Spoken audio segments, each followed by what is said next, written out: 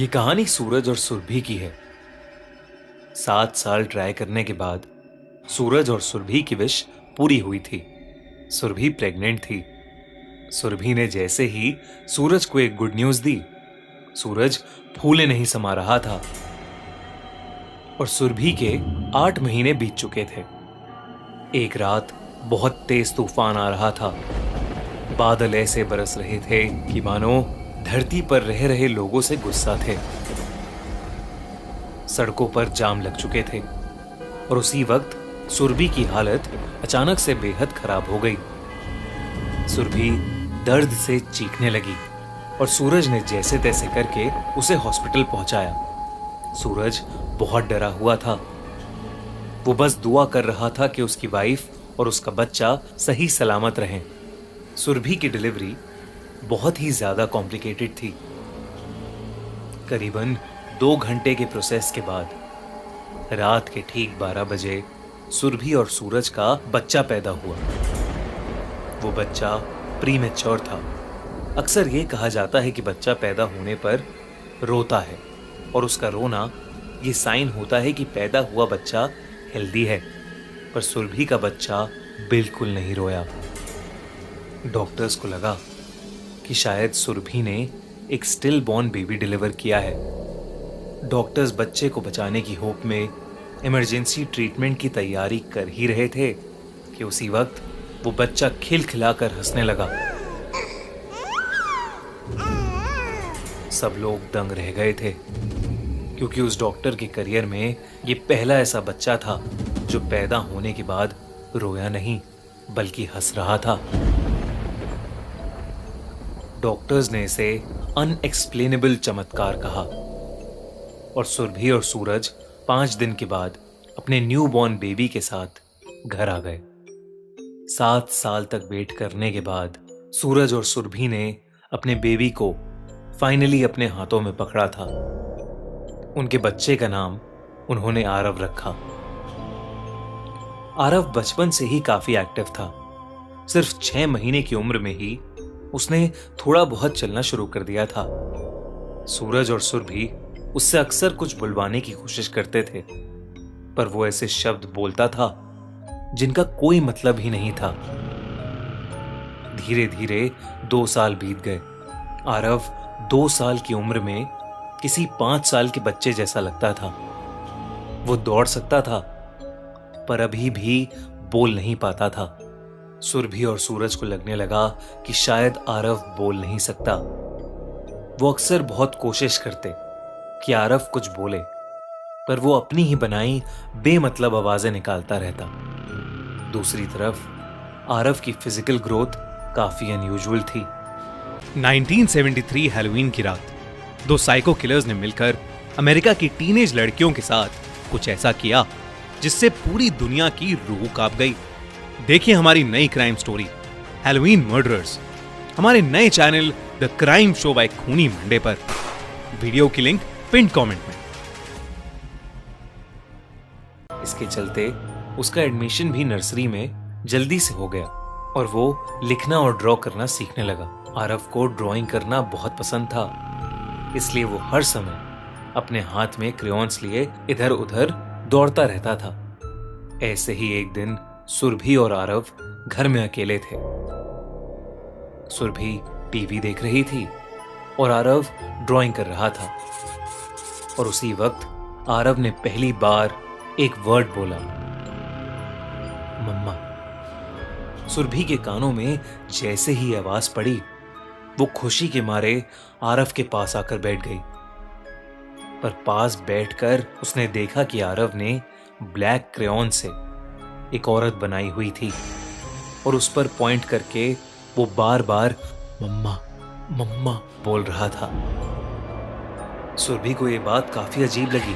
फिर उसने आरव की बाकी ड्राइंग्स पर ध्यान दिया तो वो पहली वाली ड्राइंग से भी ज्यादा खतरनाक थी।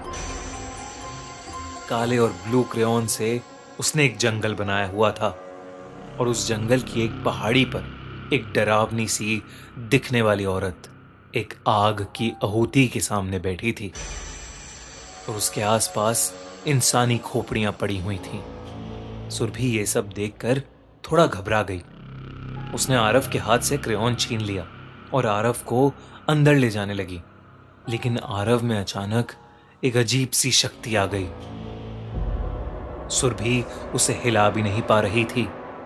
सुरभि ने आरव के कंधे पर हाथ रखा तो आरव एकदम से पलटा और जानवर की तरह अपनी मां पर ही टूट पड़ा। आरव की दोनों आंखें बिल्कुल काली हो चुकी थीं और उसके दांत अजीब से नुकीले हो गए थे। सुरभि चीख चीख कर मदद मांगने लगी और उसी समय घर की बेल बजी। सुरभि भागकर दरवाजे पर गई और सूरज को देखकर डरी सहमी आवाज में हाफती हुई बोली, वो आरव, वो ड्राइंग, वो। अपनी वाइफ को डरा सहमा देखकर सूरज भी थोड़ा घबरा गया और उसने सुरभि को शांत कराया और पूछा, क्या हो गया तुम्हें? सुरभि ने आरव के डायरेक्शन में पॉइंट किया, लेकिन आरव चुपचाप फर्श पर बैठा हुआ अपने क्रेयॉन से खेल रहा था। सुरभि सूरज को समझाने की कोशिश कर रही थी, लेकिन सूरज को कुछ समझ नहीं आ रहा था। तो सुरभि आरव के पास रखी उसकी ड्राइंग्स को उठाकर सूरज को अंदर कमरे में ले गई। उसकी ड्राइंग्स को देखकर सूरज के पसीने छूटने लगे। उसने सुरभि से कहा, मुझसे बहुत बड़ी गलती हो गई। मैं इस औरत को जानता हूं। सुरभि को कुछ समझ नहीं आया, लेकिन फिर सूरज ने सुरभि को सब कुछ बताना शुरू किया। तुम्हें बच्चा चाहिए था, तुम बहुत दुखी रहने लगी थी। हमने पूरी मेडिकल हेल्प भी ली, फिर भी कुछ नहीं हुआ। मैं तुम्हें इतना दुखी नहीं देख पा रहा था। तब मुझे किसी ने पास की पहाड़ी पर रहने वाली एक औरत के बारे में बताया। वो काले जादू से सबकी इच्छाएं पूरी करती थी। तो मैं उसके पास चला गया। उसने मुझसे कहा कि हमें बच्चा मिल जाएगा, पर एक शर्त पर। मुझे हर अमावस की रात उसके पास जाकर अपने खून की 2 बूंदें उस आग की आहुति पर चढ़ानी थी। उसके बाद हमें आरव मिल गया और सब कुछ इतना अच्छा चल रहा था। आरव भी अब बड़ा हो गया था, तो मैंने 2 महीने पहले वहां जाना छोड़ दिया। ये सब सुनकर सुरभि शॉक थी, लेकिन इससे पहले कि वो सूरज को कुछ बोल पाती, उन्हें बाहर से आरव की जोर जोर से हंसने की आवाज आई।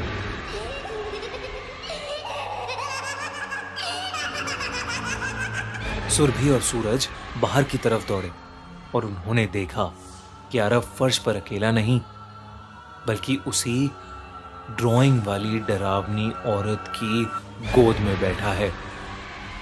उस औरत की लाल आंखें, बिखरे काले बाल और नुकीले दांत देखकर ऐसा लग रहा था कि वो औरत कोई डायन हो।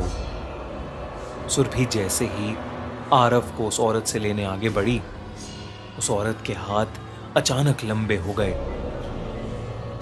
और उसने उन हाथों से सुरभि को जकड़ लिया। सूरज देखकर सहम उठा और उस औरत से गिड़गिड़ाकर माफी मांगने लगा, पर उस डायन ने कोई जवाब नहीं दिया। सुरभि चीखती रही, चिल्लाती रही, मेरा बच्चा, मेरा आरव मुझे दे दो। सूरज का भी रोना छूट गया, लेकिन वो डायन टस से मस नहीं हुई। वहीं छोटा सा आरव ये सब देखकर हंसे जा रहा था। अचानक वो उस औरत की गोद से उठा और अपनी मां सुरभि का कसके गला दबाने लगा। ये देख सूरज जैसे ही आरव को हटाने की कोशिश में आगे बढ़ा, उसे एक जोर का धक्का लगा, जिससे उसका शरीर कमरे की दीवार पर जा लगा और वो जोर से गिर पड़ा। आरव अभी भी सुरभि का गला दबा रहा था। सुरभि ने कुछ ही पलों में अपना दम तोड़ दिया। उस डायन ने आरव को उठाया और वहां से अचानक ही गायब हो गई। सूरज चोटिल हालत में वहीं पड़ा रहा और कुछ नहीं कर पाया। उसने उस रात अपनी पत्नी और अपना बेटा आरव दोनों ही हमेशा हमेशा के लिए खो दिए। उसने आरव और उस डायन को बहुत ढूंढा, लेकिन वो कहीं नहीं मिले। एक छोटे से काले जादू ने सूरज से उसका सब कुछ छीन लिया और उसने अपने आप को कसूरवार मानकर खुदकुशी कर ली।